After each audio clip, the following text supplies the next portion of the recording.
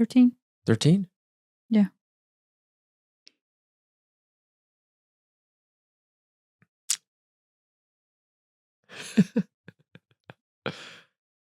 So you had a topic in mind. Yeah. I thought it would be beneficial to discuss at least our journey. For sure with movement, but I don't know if meditation comes into this or not. And what it does as far as releasing stuck energy or movement in relation to spiritual awakening.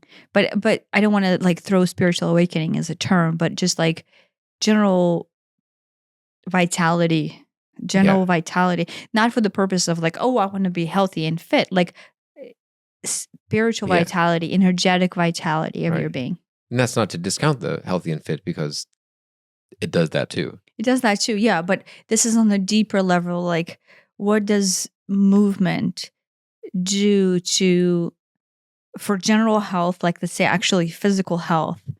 But then in turn, the truth is the lack of physical health is just a reflection of the trapped energy inside the physical form that is keeping you stuck, and it then is causing physical ailments, right?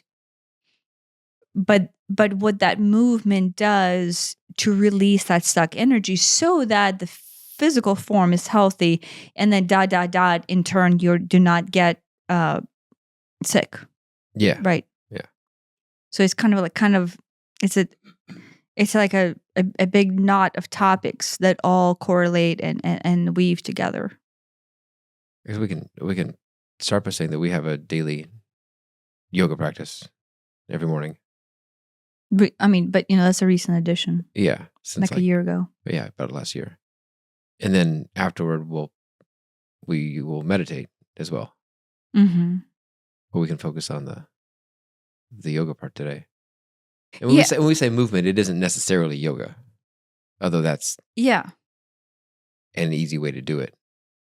Yeah, I think to begin with, movement, I would say that when people hear exercise, my idea of what exercise was to me prior to understanding of what having your body be energetically and physically aligned was almost like, oh, I have to like literally like kill my body, overwork it, oversuffer it in order to achieve some sort of result or be fit or be in shape or look the right way or whatever. So in my 20s, my idea behind fitness was very like result driven.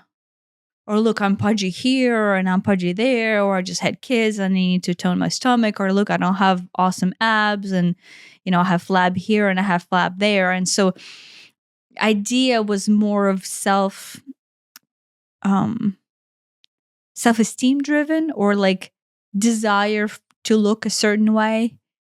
And that's 20s and possibly 30s. Like our P90X era. Yeah. No, even pre-P90X. We got, when was that? Was that 2011, 8, 9, 10, 11, something like that. We bought it New Year's Eve. as like a right? In a hotel room? Yeah, we were traveling and we were in a hotel room, and then we were trying to take a nap before New Year's Eve. Well, this would have been 2008 then. Was it 2008? I don't know. It was in Scottsdale, right? No, it was in no, it was in LA. Oh, then it wasn't 2008. Yeah, it was in LA. No, because I was doing it in 2011. So it must have been the 10 to 11 New Year's. Yeah, we were trying to take a nap and we had a TV on New Year's Eve, whatever year this is. Let's say 2010. And then P90X was, those TV stations that run like 30-minute infomercials. Yeah. And P90X was running 30-minute infomercials, and Tony Horton. Yeah, Tony. Which I appreciate Tony. But that was your first introduction to yoga. It was, yeah. Yeah. And I was doing yoga before that, but maybe maybe in a slightly different style. Like Tony's yoga class, so the P90X that we did it was basically like a scheduled thing, and you do it every day, which was really hard to do because we would do it after work. But I got in great shape. Yeah, but you also started watching your calories back then. Yeah, well, yeah, I did both. I'm like, I'm going to eat no more than whatever it was, 2,000 calories. Yeah. And I'm going to do them not crappy calories, but right calories. And we were just, but like, honestly, think about how forced it was. It was so hard. It was unsustainable. Unsustainable, yeah. I did. I'm like, oh, I have abs. Look at that. Yeah. It was a 3 months program, right? Yeah. We did 2 months of it. You got in incredible shape, me less so. But yeah, it worked, but it was so hard on your body, completely unsustainable. Yeah.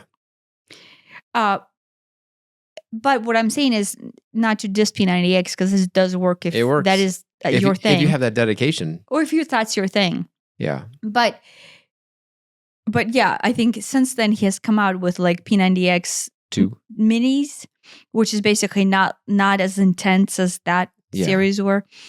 But I would look back and I would say all of my fitness efforts and then staying fit and staying healthy were based on some sort of achievement of a body shape out of internal dissatisfaction with my being. Do you know what I mean? Mm-hmm. So my internal dissatisfaction with my appearance is what drove all efforts between dieting, exercise, and whatever. Yeah. And there's this subtle difference between I want to, have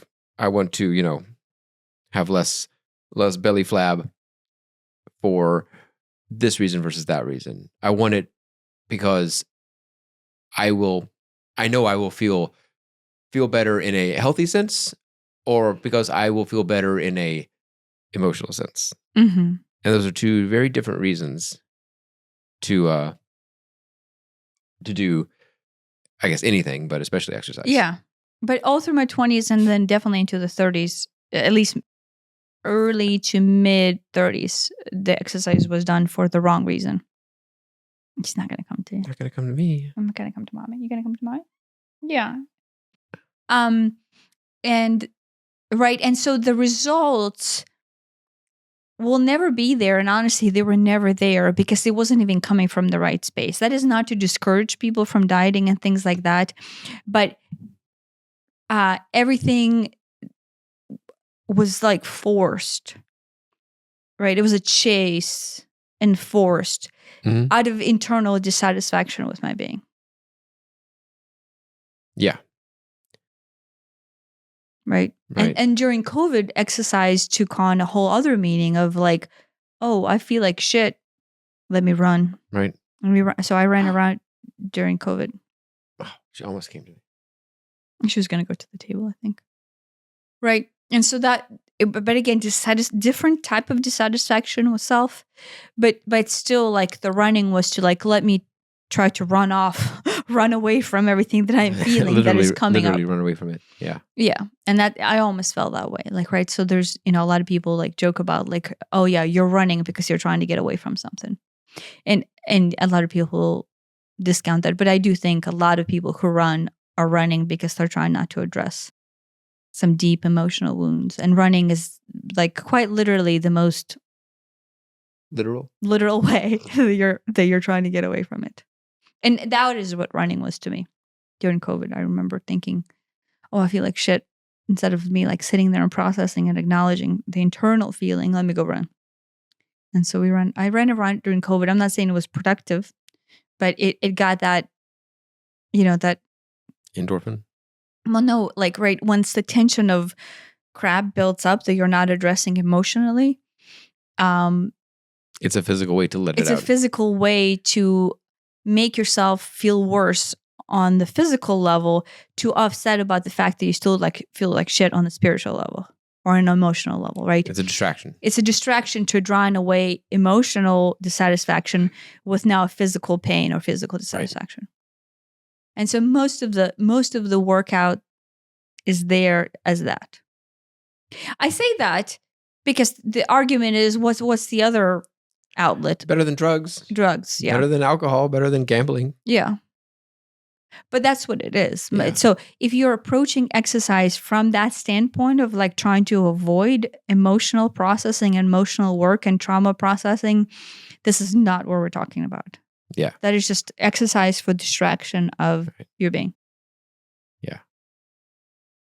But the movement that we're talking about is basically, I should not say what you should be doing, but how it looks when it is done with awareness.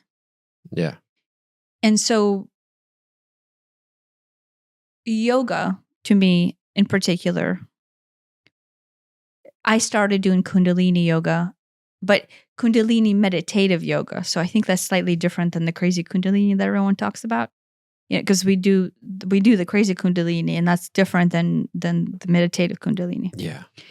And I realized I started doing it and this was,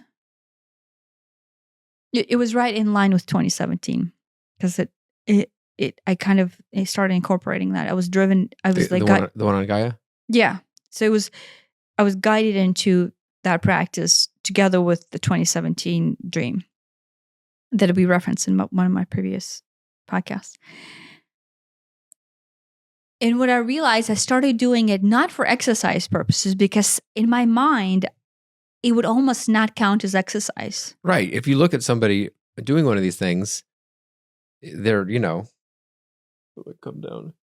There's a lot of, this type of stuff. And it's not, you're not going to get ripped doing this stuff. No. And so, I mean, there is I'm not going to say that, I want to be clear that there is a physical benefit to it. You are moving. Mm-hmm. You are lubricating your joints. You are, using your muscles. Yeah. But it's not lifting weights. It's not running. It's not Pilates. It's not even traditional. Is it Hatha yoga? What's the moving yoga? Yeah. I mean, there's different branches of it, but we do a lot of Hatha. It's not even that. You're just seated. You're seated for most of it. A lot of it. The meditative yoga that we do. Yeah. Yeah. So I started that in 2017. And what I realized, and I don't know, like maybe you can chime in to see, because since you've been doing it, to see it at that time, because I was still using physical exercise as a way to drown out my emotional distress, I did not count that as exercise, because I still thought, okay, well, this is something different. I'm being driven into this, or I'm being pulled into this. So I do this for this reason, but I still need to run and do all the crazy stuff to beat my body up in order to not feel like shit emotionally, to offset it with the physical whatever. Yeah. And at the time I would run, and what else I would do? I did just more aggressive, high impact type of things, right? Mm-hmm. But because this was not high impact, and in no way did I think it actually diffused the emotional pain, that's what I started with. I guess in 2017, was that the cross-country year? Sometime around then? I don't know. Our son was in cross-country for a year or two. And we... Maybe, yeah. And he, there's a park nearby. And, twice a week, there's cross-country practice. And it's easy to use that as an excuse to go and run as a parent. Mm-hmm. Because, the kid's occupied, and they're running, well, I'll run too. Yeah, I ran a lot then too. But my body, like, that was a lot of wear and tear on my body. I guess. For me. Yeah, for you. It wasn't... You the way you describe running, and you're like, you're just destroying my body and it hurts so much. Yeah, I don't have that out of running. I think running for maybe I'm just generalizing here, and I'm like trying to say it's a female versus male thing, but is it almost like a punishment? Back then, the way you describe it is almost like a punishment, or a punishment to your body. It's like a task to do in order to. Like, it's a task. It's a chore. It's a chore, I guess. It's not something you would do for fun. It's not enjoyable in and of itself. The way I would approach it would be more violent. Huh. Like more, right? Because the 5 mile... I can relate, because I have approached it like that.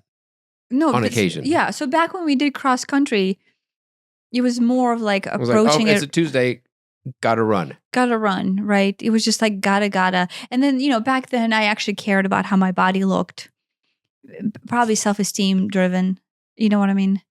Yeah. Back then I was always trying to go, can I go faster? Can I hit a new record? Can I run longer, faster, harder? That was important. Yeah, but see that to me is right now I'm at the point in my life where I'm having a hard time dealing with the scales. Yeah. And so anytime I hear you say that, I almost get that like pullback of. Yeah. All my personal records are from 2017. Yeah. Mine too. Yeah. My quickest 5K was then. Yeah. Quickest 5K, quickest mile, quickest 1K. Maybe all records. I have run, I think I've run longer since then. Yeah, you run longer time now. But that's more of that's a pace. A long run to me is a meditation and or a podcast. But it's not, I don't know. It isn't that. It isn't what it used to be. But I enjoy running. I enjoy going out for an hour and running. That is enjoyable. I enjoy it too now, but I think I can totally see how I approach it differently than I used to. Yes, it's very different. Yeah. And so what I'm saying is this movement, right? It comes from a different space, right? Like now I see, it came from a very pinned up space. Yeah. Out of desire for something, out of hope for outcome, out of like hope to change my body, to look different, to feel better, to not feel like shit. Yeah. There's all this additional. And all that stuff is either gone or very secondary. It's like, yes, running will burn calories and, you will get in shape and build muscle. Same thing with yoga. Mm-hmm. But that's like not really why I do it. Yeah. That's like that's a nice bonus. Sure. But that's not really it. I would still run even if it didn't. Yeah. I would still do yoga even if it didn't. Now when I run, here's what I notice. Now when I run, the repetitive motion between the leg movement and the arm movement and me being able to swing my torso, right? And I don't actually watch my breath, but I never push myself to the point where I cannot breathe. Well, it's not that I can't breathe. It's that my breath gets synced up. It's like, yeah, you do a better job on that. Huh? You do a better job on that than I do. Inhale, right, left, outhale, right, exhale, right, left. So it's yeah, and so I don't do that. And as I go longer and longer, I have to breathe. To begin with, it's inhale for 5 steps and out and exhale for 5 steps, and then it gets 4, 3, 2. And if I'm going crazy, or if I'm like, okay, well, I'm right at the end, I'm gonna just I'm coming home. I'm just gonna burn it all off and exhaust myself right here and push as fast as I can. It's in, out, in, out. But the breath is very synced up with it, and it has to be. I cannot run if it's not synced up with this step. I will change my stride to match a breath because it feels too weird to breathe out of sync with the step. And it used to be, because I would listen to music, that I needed the music to line up with the step, to line up with the breath. And that's all fine and good as long as it lines up. But if it's too fast or too slow, and so for the longest time I couldn't run to music. It was weird. Oh, you would have to craft a playlist. Yeah. Now that doesn't matter if it lines up or not. Yeah. But maybe in your case, you treat running as a breath work exercise. Yeah, I do. Yeah, and I didn't used to one. And I still don't, because my breath is whatever. We could do an episode on breath work. Yeah. No, but I think that's what it comes down to, what this movement is. The Kundalini, the meditative Kundalini we do is mostly breath work. There's a lot of breath work in it. And then the Hatha yoga that we do is most of the time when the instructor is good, they cue, to begin with, before you know it, they try to cue your breath. Yeah. Like each pose is a breath in. Inhale to this, exhale back down. Inhale to this, exhale back down. Yeah. Right. Often, a lot of them will will build a routine in steps, and then they will go through the whole routine to a breath. One breath to one movement. Yeah. Right. I mean, I think that's the goal with all yoga, one breath to one movement. That's the flow. Yeah. But to begin with, whenever you ramp up to that, you know, and sometimes you hold the poses so you're in the pose a little bit longer. And same thing with Tai Chi. That was very tied to the breath. Yes, you were supposed to be. It was supposed to be. And like some some things more naturally go together with breath. I mean, both in yoga, in yoga, like a contracting motion is usually an exhale. You exhale and you inhale out. And in Tai Chi, any sort of strike is an exhale. It just feels natural and right. Yeah. Yeah. So I think this is what we need to go about and what I wanted to actually lead this into. So we're not talking about the unaddressing of your internal self exercise. We're talking about exercise with this intention. Well, no, not necessarily intention, but the exercise where you're doing it in cognitive awareness because you realize that the breath, right? What Kundalini meditation is what I started with in 2017. So this like 6 years in, right? What it does is literally the movements are there, but you're syncing up the breath and you're prolonging your breath. And so all of this is to say that the reason why the movement is so important in general health and then emotional health is because it allows you to focus in and then prolong and deepen your breath, which then in turn allows easier release of trapped energy in your physical form. Because it goes into your physical form that holds the trapped energy. And then that trapped energy is an emotional energy. So it's both, right? So even though yoga is a physical movement, right? And Kundalini is physical movement and Tai Chi is a physical movement, right? And martial arts is physical movement. But when you incorporate the breath into it, it basically, it's almost like a chisel that goes into, a stuck ball and starts chiseling away at a physical buildup that is also correlated to emotional buildup. Yeah. What's interesting is what comes up during yoga. Sometimes, sometimes it's like, oh, I'm ready for this to be over. We just started and I'm ready for this to be over. And it's like, to begin with, it was like, I'm just ready for this to be over. And I'm kind of grumpy for the rest of it. But now it's like, oh, I'm ready for this to be over. Isn't that interesting? And, kind of introspect on it. Yeah. Do you remember so in 2017, I was trying to get you to start Kundalini with me because I noticed, I noticed what it did to me. Yeah. There's a lot of, they call it breath of fire. There's just a lot of breath. A lot of breath. And sometimes it's fast breath. Yeah. Like what I would have then called hyperventilating. And to someone who hasn't done it, the first time you do it, it doesn't feel great. It physically I felt nauseous. I got like cold sweats and clammy. But why? Yeah, because that was all stuck.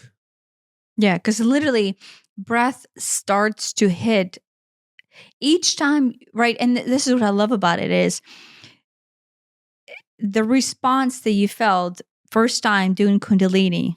It was this very strong aversion to it. Well, yeah, because it was so hard. Yeah. And it was hitting you so deep that, let's be honest, it was penetrating deep into the most emotionally stuck thing that you were refusing to address in 2017. Yeah. And that's basically what it does. Proper movement practice will start to penetrate your stuck emotional, energetic balls of shit that could potentially be presenting themselves as physical ailments right now, or might not even be, and they're still just energetic stuck points, which is great if they're still just energetic. If they hasn't moved into the physical portion of it, you still have a chance to amend it and not let it get worse. but it will start to hit so deep that nausea, cold sweats, anger. It made me really irritated. Yeah, you could become angry because it's hitting at the trapped. Right. That's the same thing I said in the last episode. In my dream, it was like, the kid was getting really irritated about whatever it was with electricity, and I'm like, that's good, go there. Yeah. Now, if you're irritated about something, if you're just like, oh my gosh, this whole thing just makes me so angry, go there, let it explore that, feel it, let it out. Yeah. And so this is not a sales pitch for yoga or Tai Chi or Kundalini, but to me, it has been transformative.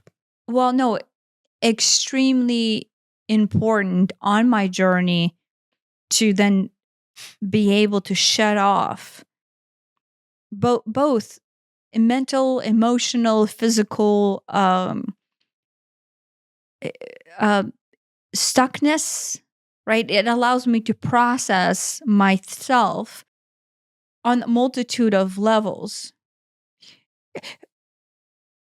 Not like this is a cognitive. I don't go into it with this as a cognitive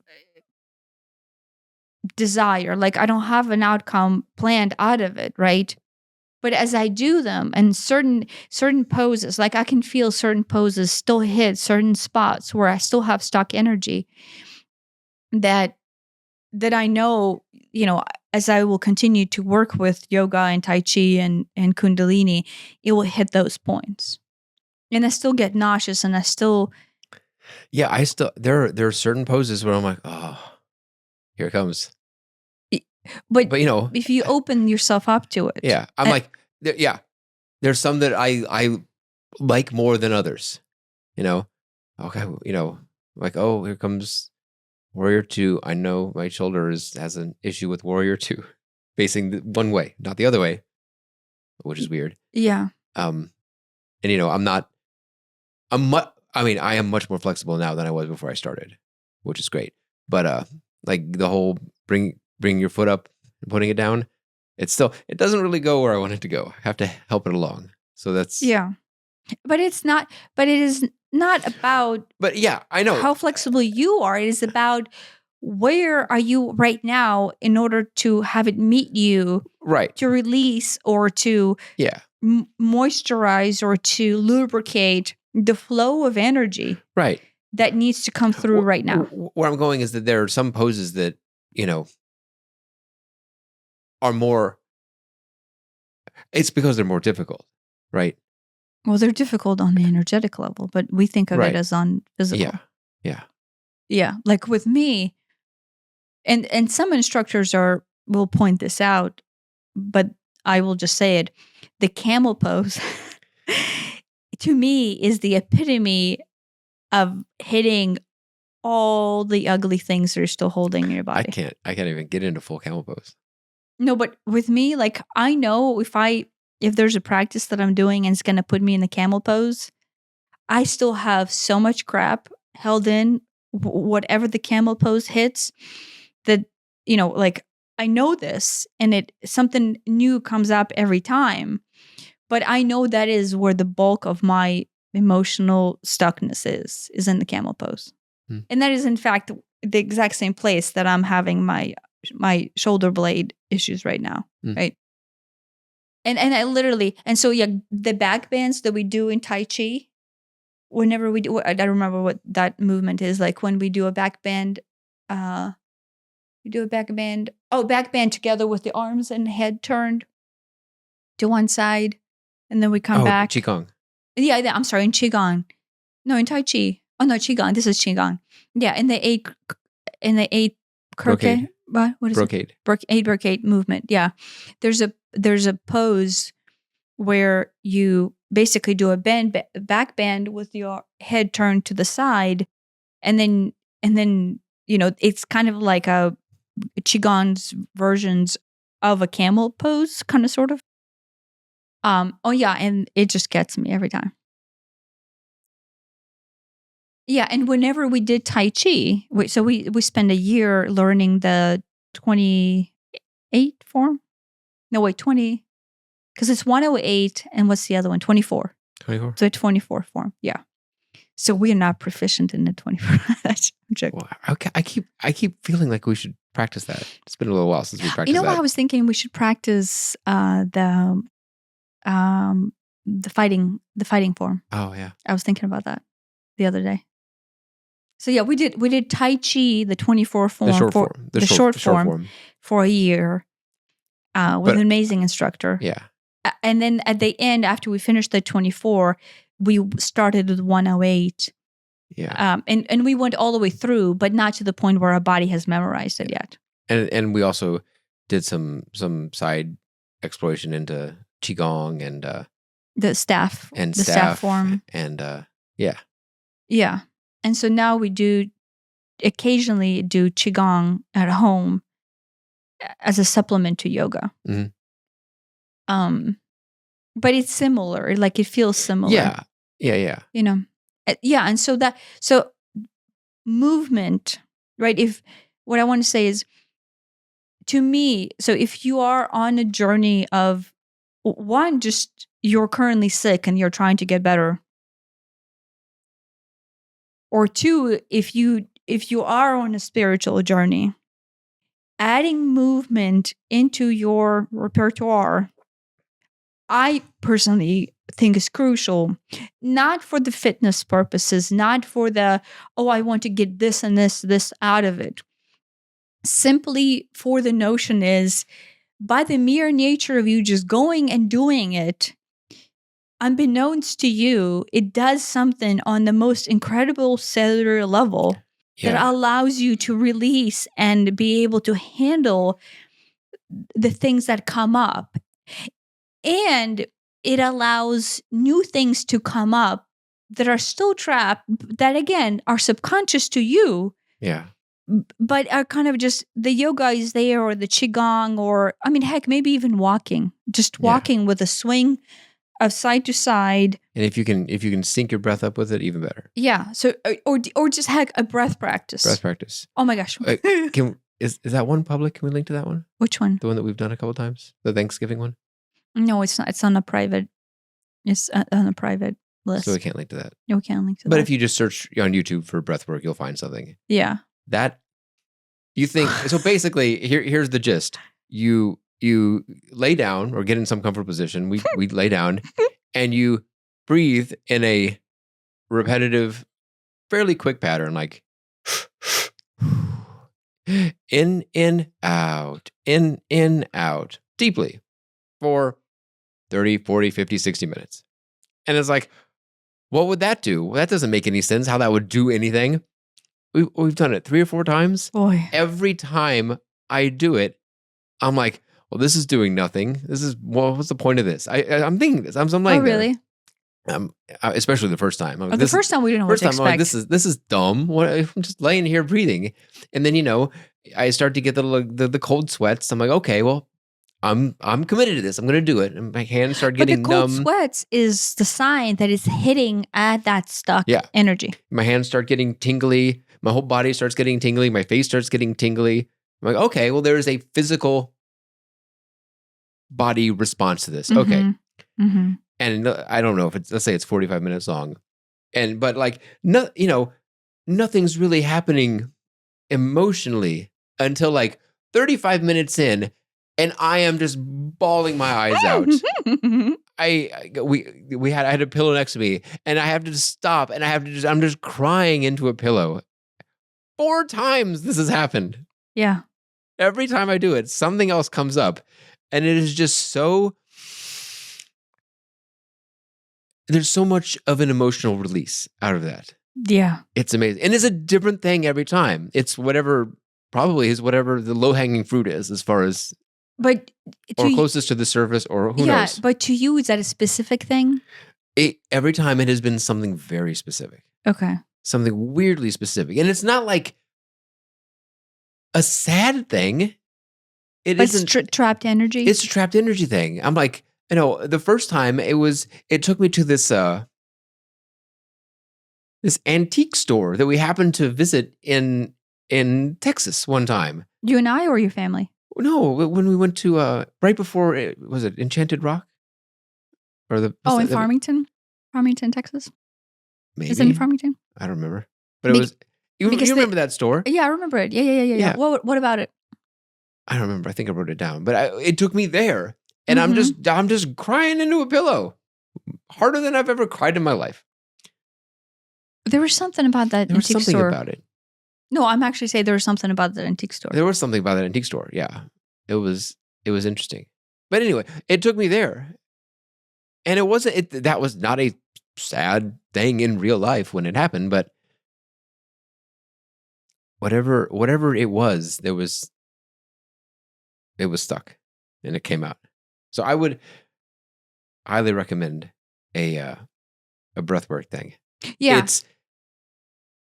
I'm not saying you're going to like it, especially to begin with, but it is a valuable thing to do. It's transformative. It's transformative. But what I like it's hard. It's weirdly hard to do. It's hard to lay there and breathe. Yeah, because I'll every now and then I'll be like, oh, wait, I'm falling out of it. Yeah, I'm doing in out instead of in out. You know, everybody has their own technique to do it, but it's basically I don't know. And it's not just that you're flooding your system with oxygen. There's something else to it. Well, no. What's something else to it is our emotional stuck energy shortens our breath. And so most of us, pre-cognitive understanding of what it means to actually be sick or ill, don't realize that all of that comes from a shortened breath. And so the more trauma and the shallow breath, yeah. So the more trauma and the more stuck energy we're holding, the more shallow our breath is. And it's through our mouth and not through our nose. That's another thing. You're supposed to breathe through your nose. Yeah. I'm not, I don't want to say supposed to, but so our shallow breath is there as a reflection of the fact that our system is not operating on the full scale of its energetic form. Like from the energetic standpoint, like physically, your chakra system or your body energy system, the reason why you're getting sick or the reason why you're not feeling well, the reason why you're so irritated really quickly and then feel the lulls. So that pendulum swing of emotional and hormonal crap is because you're holding stuck emotional energy, right? You're just stuck. And then the breath is the number one showcase of that, how shallow your breath is. So anytime you take on anything that allows you, so that's why to me running is not necessarily the best thing, is because I'm still not good at controlling the length of my breath while running, right? But you do a good job at it, so that's why it's working for you.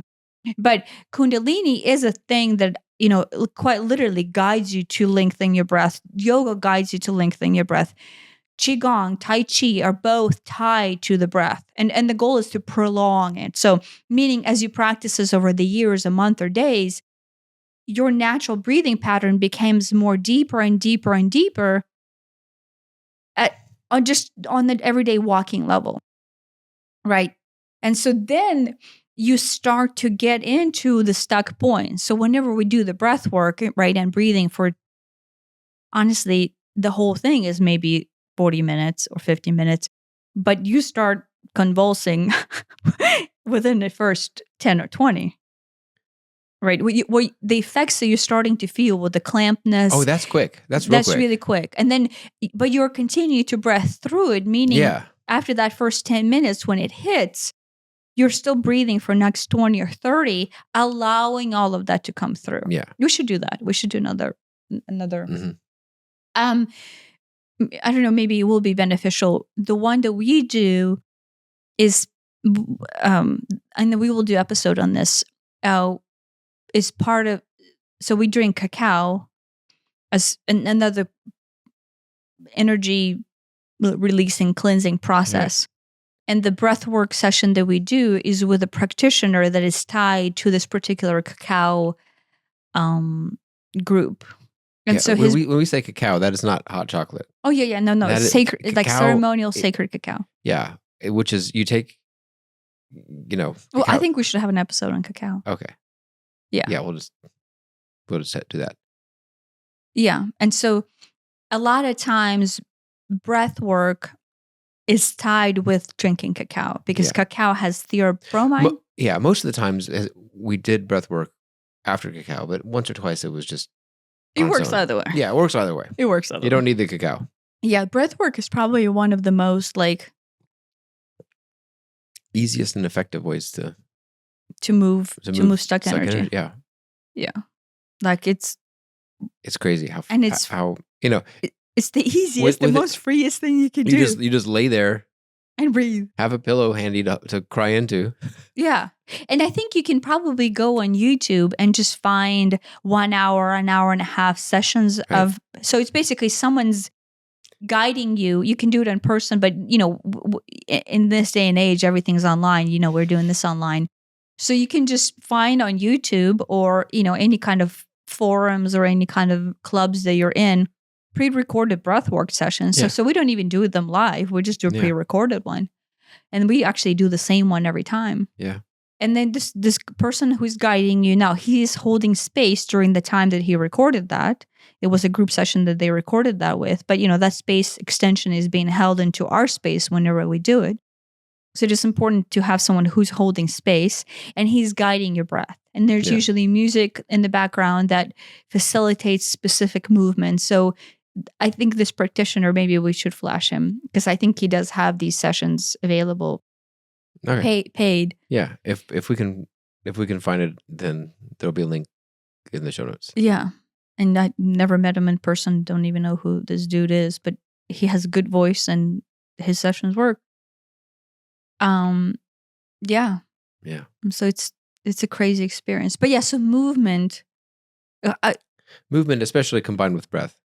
But usually the right type of movement is combined with breath. What I'd like to point out is with yoga, they a lot of yoga instructors, as they're going about instructing, talk about the sensation that you feel, and that's the word that they use, is sensation. You'll be in some stretch or some pose, and it hurts, or it doesn't feel good, or it's uncomfortable, or oh my gosh, I can't hold it any longer. And calling it a sensation, that's what it is. You're not going to die from this. You're not going to break a bone. Your muscle's not going to tear unless you're doing something horribly wrong. It's sensation. It's just uncomfortable. And that's all in your mind, right? And having it reiterated, you'll feel some sensation, just reiterates that this is just it makes it seem, it reiterates how it's not, I don't want to say it's not real, because it's real in one sense, but it's not real in a different sense. Like in the mode of a fear where you think like, I need to back out of this. Yeah, you don't necessarily need to back out of it. Maybe you do, maybe you don't back out of it, but you don't necessarily need to back out of it. If you go through a yoga practice feeling, you're in, chair pose or something, which is not the easiest pose, especially to begin with. And if you're doing it deep and you're doing it intense, that is difficult to maintain for a long period of time. Mm-hmm. But if you can realize this is just sensation, you can last a whole lot longer. Yeah. But lasting longer, meaning you would allow whatever that pose is bringing up to come up. Right. And where I'm going is that realizing it's all just sensation is a great thing to just apply to life in general. Mm-hmm. Because then it's not, it goes beyond just the physical discomfort that they, euphemize into sensation. Mm-hmm. It's like, Joe made me angry. Well, that's just sensation. You could look at it that way. It's interpreted on your end. Yes. It's just something that you have interpreted on your end as unpleasant or difficult or whatever. Mm-hmm. I see that. To me, yoga emphasizes that analogy of to bring that into your everyday life. It's like, oh, okay, this pose, this stretch, this whatever is difficult, quote, difficult, in that it hurts, in that I can't stretch that much, in that whatever. But all that is bundled into the word sensation. You're feeling something. Yeah, going through life, everyday life. You get the email from the person you don't want to talk to. You get a call from...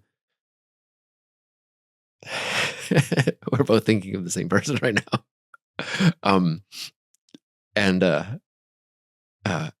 That's all sensation too. It's instead of a physical sensation, it's an emotional sensation. But it helps prepare you and maybe even train you for how to deal with that. You don't have to deal with it by backing out of it. You don't have to deal with it by fighting it full force. You can deal with it just by noticing it and letting it be. Oh, okay, I noticed that my legs are killing me. Okay, that's fine. And period. It's not and I back out, or it's not and I double down. Just noticing is often enough. Yeah, I think the practice is supposed to teach you conscious awareness. Like, right, the advanced portions of the yoga practice, I'm not saying advanced like in the sense that this is a goal, but once you've been doing it for a while, what you realize is what's behind it is as you're breathing, as you're in some sort of posture, you're observing what is happening. Yeah. When to me, advanced is kind of like when we started doing Tai Chi, it was like, what does the teacher do? Okay, I'm gonna do the same thing. I'm gonna try to robotically mimic the exact same motions. Okay, well that's a good way to get into it. But then it's like it transcends the movements itself. The movements themselves, and it turns into a flow. To me, that's what, like, is that what you mean by advanced? It's when you're no longer just, okay, how do I do this position? Put my foot here, put my foot here, put my arms here. Okay, I'm doing it. In the same way that you would pose a mannequin. There's a energetic flow to it beyond just moving my muscles to get into that position. Yeah. But at a certain point you just disconnect yourself from physical, like you still have a physical mind that goes, wait, I need to put this foot here and this foot there in order to stabilize myself, right? Mm-hmm. In order, like, right, because otherwise I'm falling. Yeah. So you still have that cognitive thought, but then you spend less time in that cognitive thought and more time in observation of what this is bringing up. There's this, or what this feels like. I mean, yeah, maybe what I'm trying to say is that there's a from the very beginner who's never done yoga, and you'd say downward dog or warrior 2 or whatever, and that means nothing. What does that mean? I don't know what that looks like. To where after you've done it a couple times and you know what those positions are, and you don't have to watch the instructor when they say do this, do that. Your mind and your body know how to get into those positions, so you don't have to worry about the mechanics of it anymore. Yeah. Yeah. One of the instructors that we do that I love, his name is Kevin Courtney, but he has, anytime he, I think in one of the sessions, he said, like, oh, you might feel some sensation, and then, this might be a lot, and you might consider, he says, I recommend not going and finding a different yoga practice. Yeah, right. And so he encourages you. I think he's the best at encouraging you to stay through the discomfort that comes up. And that's a weird one. It's not a traditional yoga practice in that on that particular one, you take a blanket and you roll it up into a big wad and you lay on it and it's pushing into your gut. Yeah, I'd say it's supposed to release trapped energy. Yeah.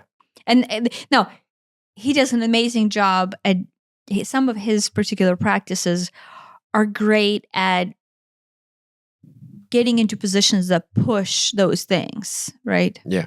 And so I love him because he he has very unique positions that get you into not normal he has a situations. very different take on yoga than what I think most traditional yoga teachers do. Yeah. And then he's there from the spiritual standpoint, realizing what it's doing from the spiritual end. Yeah. So all of the yoga that we do, I want to say, is spiritual yoga. Yeah. All the instructors are aware of spirituality and energy work and what it does for general health, but both mental and emotional health. And so the yoga that we do, it actually, maybe some of the instructors are not necessarily that spiritual. Yeah. But if you have that in mind, you can't see it any other way. You can't see it in any other way. But he is spiritual, and he is on a spiritual journey. In fact, he has a great meditation series too. Oh yes, he has an amazing meditation series. But you have to be a Gaia subscriber to get to any of these. It's linked, below, but you have to be a subscriber to see it. Yeah, but with him, it's like, what I love about him is the encouragement of staying through the discomfort. Yeah. And so to begin with, we kind of started our year-long routine of daily yoga with him. Mm-hmm. And I think it kind of locked in the perception of what this ought to be. Yeah. Right. And to me, it has been transformative since I have been doing yoga. And I've been doing yoga for a long time. But maybe more from the spiritual standpoint only within the last 5 years or so. And I think I just started, it was January, February, I just really started. Yeah, but you were very opposed to it. I was very opposed to it. Because I think whenever I did it, I would feel something, yeah. Yeah. And so with Elliot, and if you're not ready for sensations to come up. Yeah. If you're still fighting your self, if you're actively living life trying to suppress emotions, trying to suppress your own truth, trying to suppress feelings, right? Or your own being, like the truth of you, like if you're just living your own lie. And I'm not trying to no, that just pretty much sums it up. Then it's hard. It's hard. There is a physical repulsion to it. Well, yeah, the physical repulsion and anger. Emotional. There's like, it's not like, it's above and beyond, I don't think this is for me. I don't think it'll be fun. I don't think I'll get anything out of it. It was no, I just don't want to do it. I actively don't want to do it. Yeah. So a lot of people start yoga. I actively don't want to chop off my finger. I actively don't want to do yoga because it is uncomfortable in a deeply fundamental way. Yeah. Well, it's because from the spiritual standpoint, what we talked about a couple episodes ago, from the Plato's caves allegory, it starts to showcase the presence of the shadow. Yeah. Right? It goes, guess what? You're in a cave and you're living a shadow. Yeah. As opposed to even acknowledging that there's truth out there. And so yoga, the reason why a lot of people start yoga and then like back out of it and like think it's the worst thing in the world, period, and get angry about when anybody brings up Kundalini. That's why so many people are violently against Kundalini, is because it hits them so deep and it's so raw. There's this weird stereotype out there that, whoa, Kundalini, watch out for that. That's dangerous. I've heard so many people say, watch out, that's dangerous. Yeah. And anytime I would say to people that I do Kundalini, they're like, whoa. Like physically dangerous. Like you are going to damage your mind or body or something by doing this. Watch out. Yeah, but why? It's like, I don't know. It's like worse than, I'm going to take up extreme skateboarding. Nobody would say that about extreme skateboarding, but people say that about Kundalini. Which extreme skateboarding is probably actually dangerous, and people actually get hurt and actually get brain damage and broken bones from that. Yeah. I don't know who's ever been physically hurt from. And that's the thing. In Kundalini, they say none of these practices are hurtful and harmful to your body. Right. They're like, you will feel a sensation. You will feel, oh my gosh, I feel like I'm going to pass out from this the way that I'm breathing right now. I'm getting the cold sweats. I'm getting the whatever. You will feel something. Yeah, the pass out portion on your end is because, right, you were so accustomed to shallow breathing. Yeah, I didn't know how to breathe. Yeah. Yeah. Yeah. For my whole life, I would breathe from my upper chest. And part of that is because when I breathe from my belly, I look fat. And if I breathe from my upper chest, my chest all nice and big. At least some part of it was that. But I had completely trained myself from a young age to breathe from up here. And that's not really where you're supposed to breathe, especially deeply. Yeah. No, but the reason why people are so violent and like there's all this rap about Kundalini is because that is probably one of the quickest way to start uncovering deep loins of your trauma, right? And have them come up to surface. And everybody who's violent about it and who's militant about it and who gives you all these warnings is they have went to it. It made them feel like total crap because it brought up all the trapped energy that they were not ready to or are too afraid to address.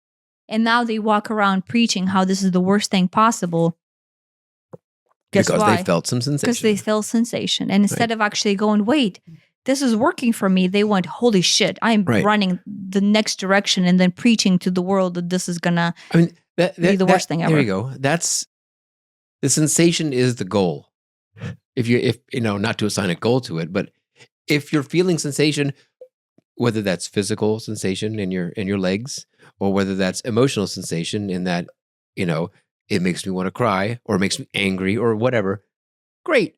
It's working. That's how you know it's working. Well, from the Plato's Cave allegory, you go into Kundalini session, you realize there's something else out there. There's actually a world out there and you're just stuck in the cave. And that hurts. Yeah. That hurts to start to see that truth. And if you're experiencing that and you're not ready and you become militantly, violently against all of that.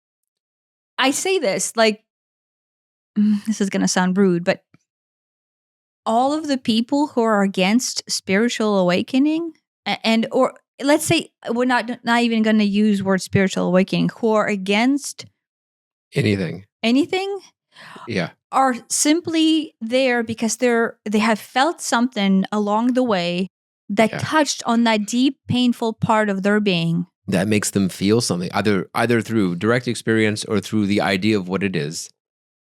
If it doesn't matter if it's Kundalini yoga or if it's, I have this visceral reaction to the idea of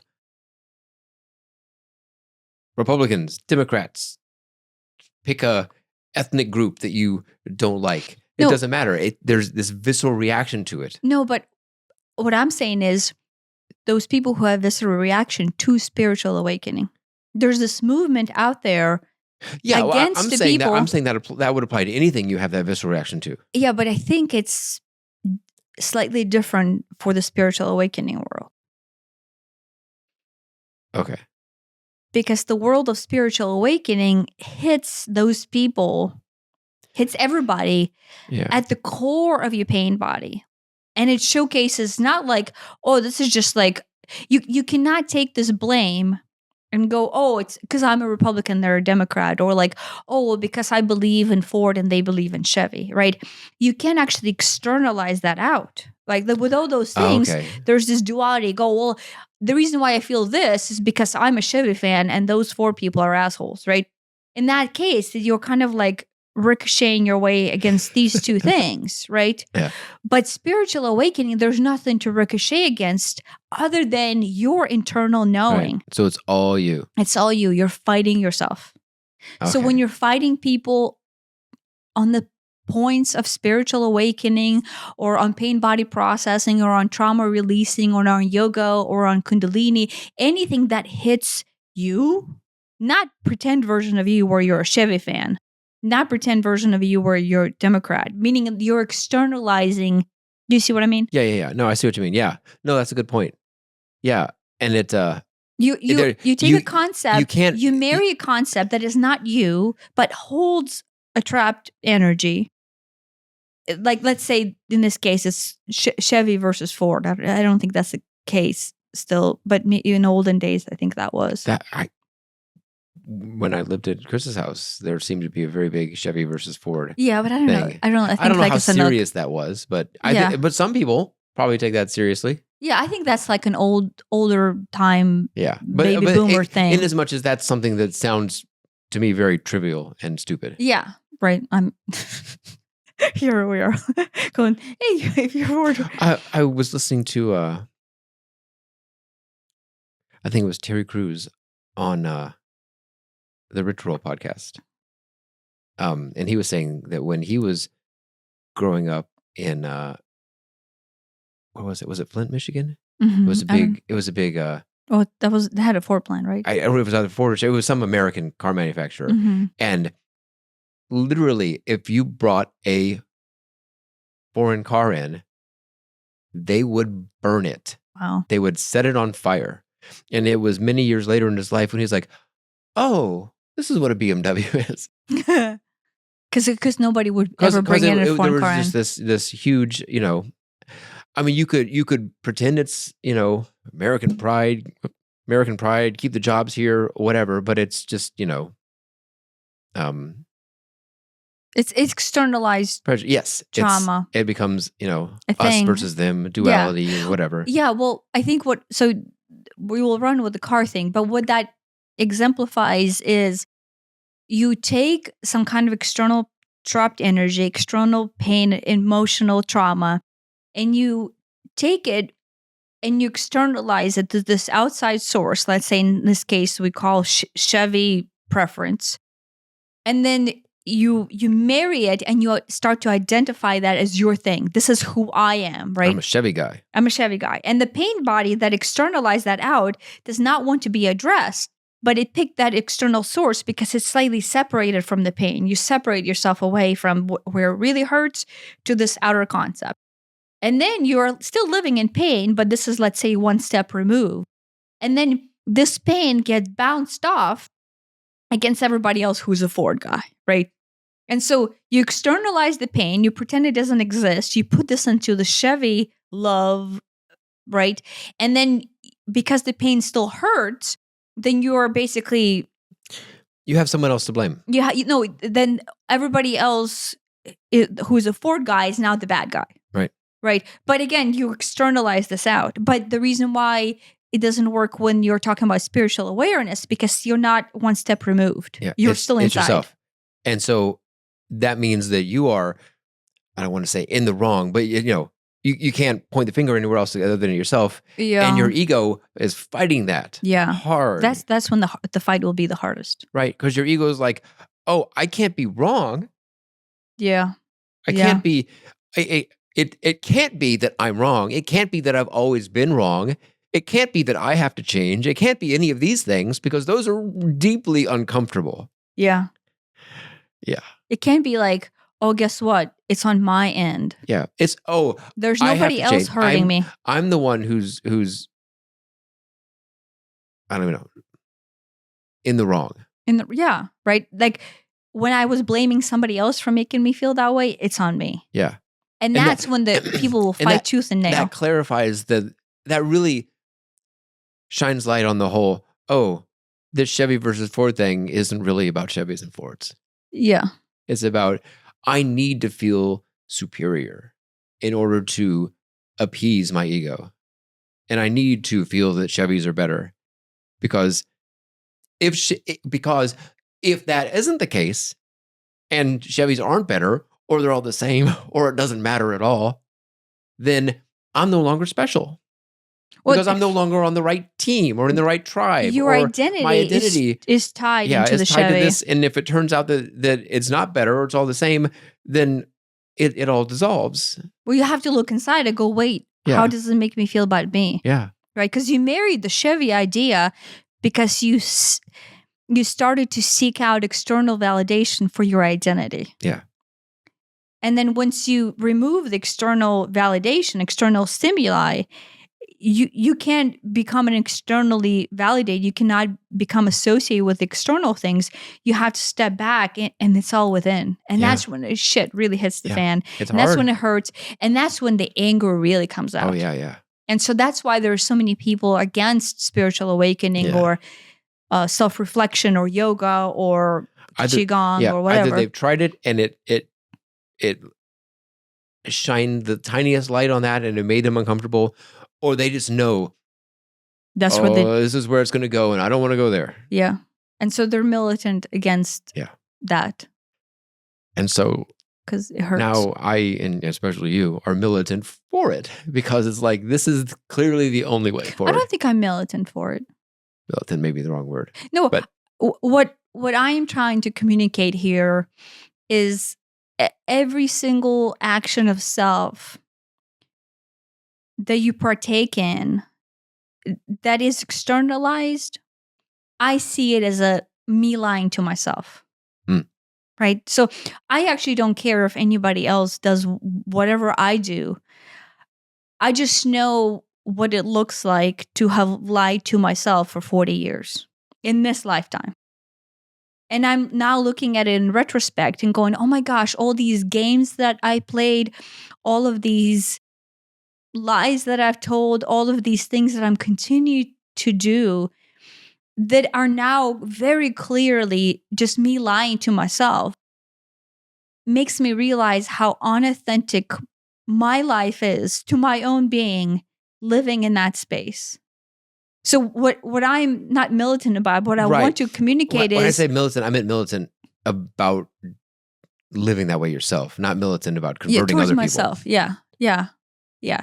Is that I want to showcase that every time, every minute that you spend in the active choice of not looking within and doing something from the shadow is actually, I look at it as a lie. No, it is still my life and it's still my journey and it's still beautiful. And so I appreciate it and I acknowledge it, but I see it as an opportunity for me to see it for what it actually is, and then insert clarity and observation into it. Right? Because it's almost like there's a self-limit that is designed by the mere nature that I'm living in my own self-deception. Right? So I mean, I know that's a conversation on movement, but it's a path. It's its own little facet. It's almost like this magic little tool that you don't have to do it daily. Right? You don't even have to do it with the purpose of spiritual awakening. Yeah. You just have to do it with the purpose of, let me just breathe. Yeah. Let me start breathing. I heard this thing the other day, and I'm trying to do it now, is like 3 times a day. When you wake up in the middle of the day and then, in the evening, take 25 deep, full breaths in a row. To take a couple minutes. Do that. As a way to almost like get into this, breathing thing. But it's, it's easy. Doesn't take much time. Yeah. I think that's a good idea. Yeah. No, I mean, that it just comes down to breathing. Just cognitively stretching out your breath. Not with the purpose of stretching it out, but breathing through the nose and allowing the depth to naturally be there minute to minute. And I think these practices, just by the mere nature of the fact that, yoga just literally just like, each movement has a breath in and breath out. Qigong does, Tai Chi does. I think just a lot of meditation practices do the breath thing, right? Or just cognitive breathing. I mean, I think there are just some practices where you just sit and breathe. Not 25, but let me take, just sit and breathe. And that is a huge, huge opportunity for self. Yeah. Yeah. Yeah. Good wrap. It's a good wrap. Thank you. Thank you. Happy breathing.